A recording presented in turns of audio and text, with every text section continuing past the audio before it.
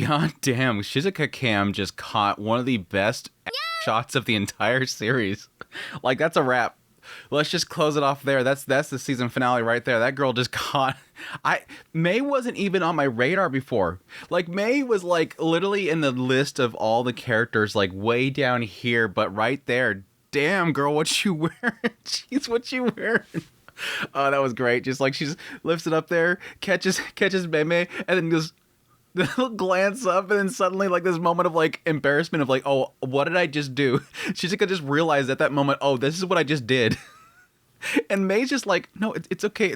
It's all right. It's all right. No, don't trouble yourself with the fact that you've seen that. It's so dorky, but yeah, as expected, Chiyo was definitely an annoying character.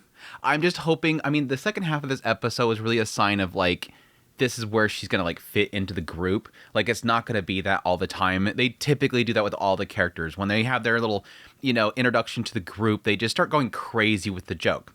And this was definitely the case. Constantly going around with the little, you know, chihuahua face over and over again, just be mad at everything around her until it causes total chaos. It was expected. Now, hopefully she can just fit into the group and just, like, chill. Just like that. Now that you're in the group, chill. Do your joke every now and then chill. But damn, that was, I have to admit, the first half of this episode, while there was a couple funny points in it, holy crap, I was about sick of her. It was especially with Kurumi. When she went to Kurumi and she kept saying it over and over again.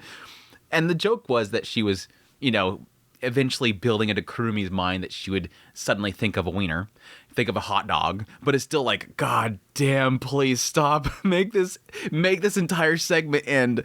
But no, the second half of the episode I really liked. I liked the stuff around Mei and Mimi. That was a really good... I think of, like, all the episodes of 100 Girlfriends, like, the more... Yeah, as a joke there, but I think more for, like, a more serious leaning type of story, or at least segment. It was one of my favorites of the series so far. But let's get in the episode proper, opening up with, yes, Chiyo's introduction to the group. I like the initial introductions, like, yes, this is Chiyo. I want her to be a part of the girlfriends. And she's like, I'm Chiyo. I'm his younger cousin. And immediately, Hahari's just like, thank you so much for this. Itadakimasu. She's like, yes, a younger cousin. Slurp. She's like immediately into the idea of this like trope being just thrown right into the group. And we got tsunderes, we got all these different types of archetypes, but let's just take two of them and throw them into the same exact time. She's just eating good. Hahari, this little pervert's eating good. This pervert's eating good. But yes, that's what we go into. Her actual introduction to the group, which is her finding something disorderly with every single individual. And like I said, there was something that I like. I like, you know, technically seeing Hakari and how she is, you know, said to have a very short skirt, and so she puts on a longer one. But being Hakari, she literally finds like the most opportune way of using it. How can I use this change in myself to get closer to Rentaro? Oh, I'll just trip over it. Kanane, unfortunate, just her socks being fixed. It wasn't like that different there. It didn't really kind of, it wasn't that good of a joke there. The extensions on Mimimi and the bangs on Meme, again, these are kind of like shrug. The curls on Shizuka was cute. It was cute.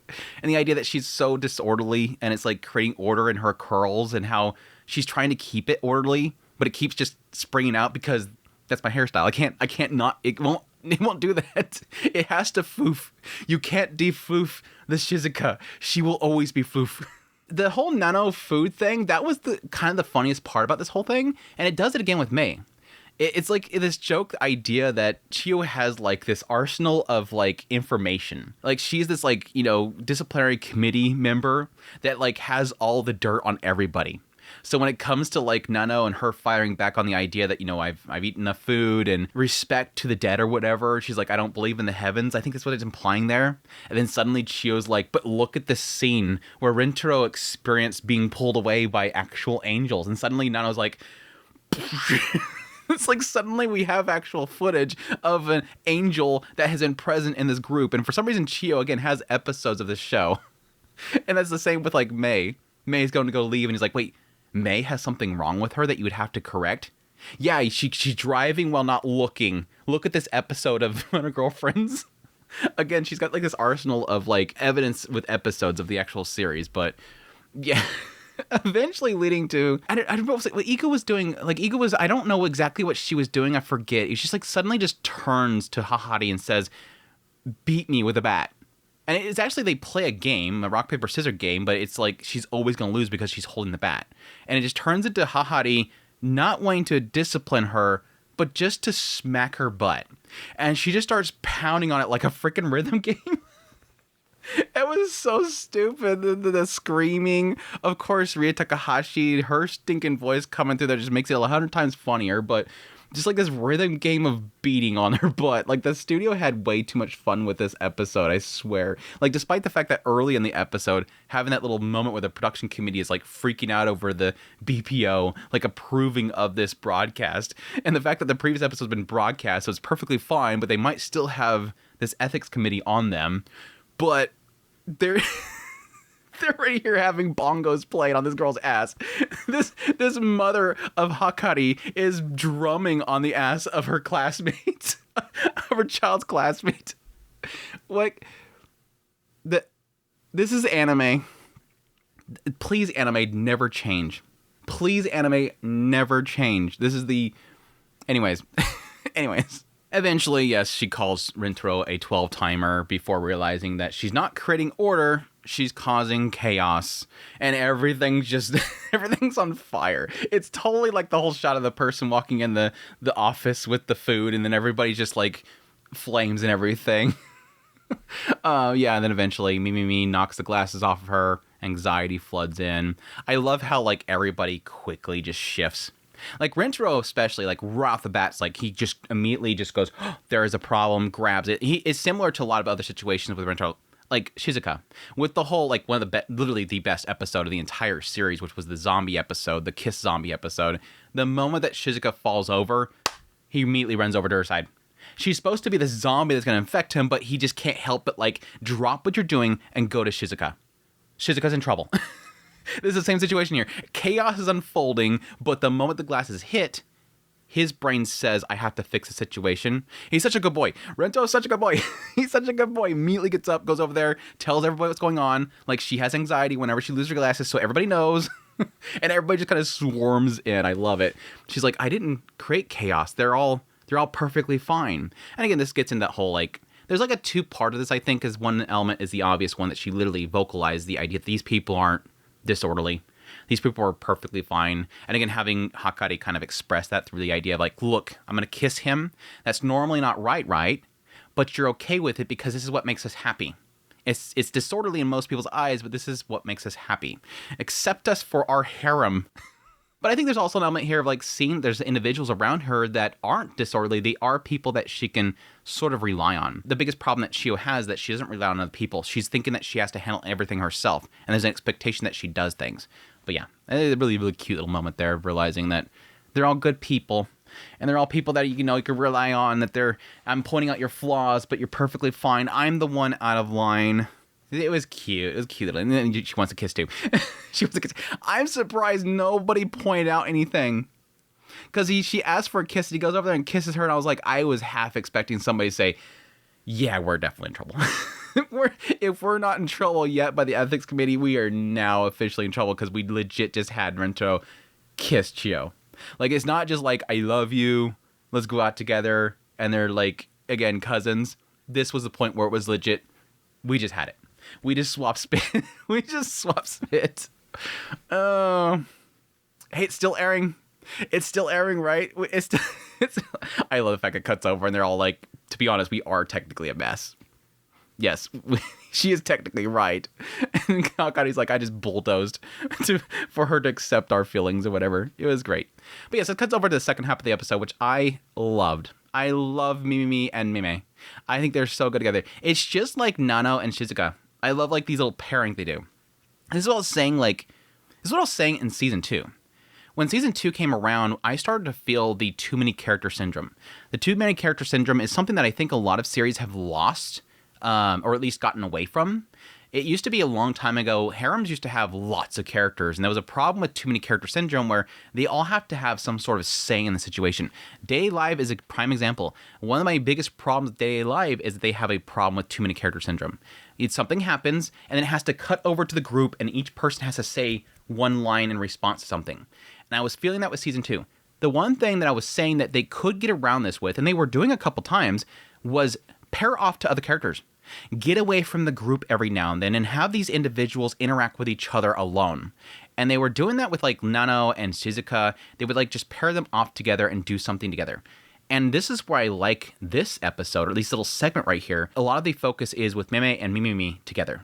And they're trying to solve a problem together. Yes, Rintaro comes in and interjects a resolve that they end up using, but it's a really cool thing to have these two kind of have this moment together, that they solve the problem together and they are together a pair to overcome something. But yes, Mimi has a problem with the paper lady wanting to take a picture of her face. And she's mastered her art. She's trained. She technically read Demon Slayer, but she trained in journalism breathing. It's so stupid.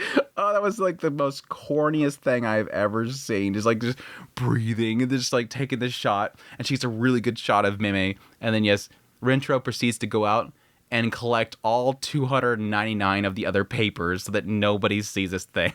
And the idea of like taking photography of somebody without their consent, especially one of my girlfriends, is unacceptable.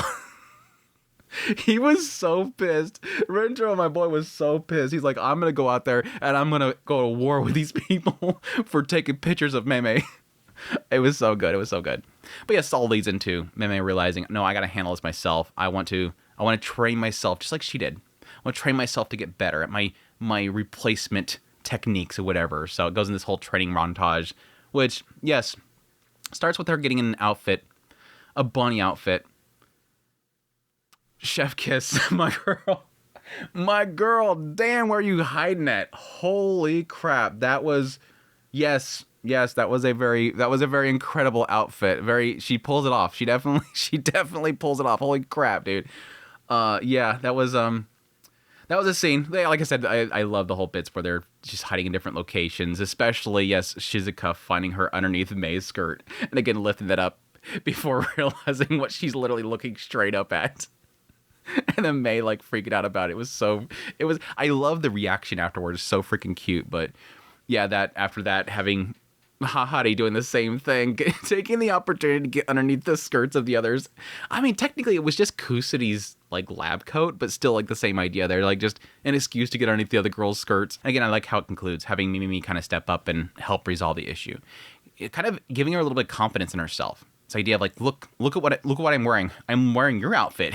You knitted this. This is what you made. You made me look beautiful. You have to have more confidence in yourself, basically. I kind of got a feeling that it was going more towards the idea of Mimi trying to instill upon Meme that she can be confident in herself, that she can look beautiful. And yes, it definitely gets into that at the very end. That little gust of wind, her seeing Mimi's face and her freaking out like, oh my gosh, Mimi, you're beautiful. Show me the secrets of your beauty. How did you pull this off? Meme is beautiful. It's just that she has no confidence in herself. She's very, very shy. So it's almost like Mimi's trying to get her to accept her beauty and her own unique beauty. But again, it transfers really quickly to Rintaro realizing, hey, these two are like perfect for each other. And again, I'm hoping that'll be the Nano and Shizuka of this group. The idea that these two are always going to be paired together because Mimi's going to be drawing the attention of people while Meme can hide behind her. And then whenever somebody looks at Meme, she can just use her replacement technique to put Mimi in there, as they end up doing with this lady. Just this replacement technique, and constantly Mimi's out there like, oh. I like at the very end, this lady's like, fine, then you win this time, but can I post these are really amazing pictures? And Mimi's like, yep, you can post pictures of me. The one that doesn't want to be seen and the person that desires to be seen. It's a great pairing. It's a cute little kind of conclusion to that, but yeah, it was a good little bit. I really enjoyed it. Oh, I forgot. Yeah, technically Hahari tried to resolve the issue before anything happened. As a chairwoman of the school, she confronted this girl. Has a nice little Evangelion reference there, hiding behind her hands on the table there with the lights coming up. Yeah, trying to strong arm this girl into stopping. You know, you're invading the privacy of somebody without their consent. You gotta stop doing this. And this girl just like, I got photos of you and the others. She comes back with a defeat sign. And they're like, this is the only time that you're ever going to be useful. The only time that you're ever potentially going to be useful, and you fail. But then like, no, don't worry. You still fit in the mommy milkers area, the MILF area, so don't worry about it too much. You still have a place here. It was dorky. I liked it. I mean, that was my complaint that I've had in the past, where it's like these moments where it's like, why doesn't Haha use her, like, position to kind of fix the situation? Like, they can easily get something kind of put in play here to help this situation by just using her position. But, again, drawing attention to herself. Anyways, that's my thoughts on episode 26 of Hyakkano. Hope you guys enjoyed this video as always. If you did, hit the like button down below. Until next time, take care.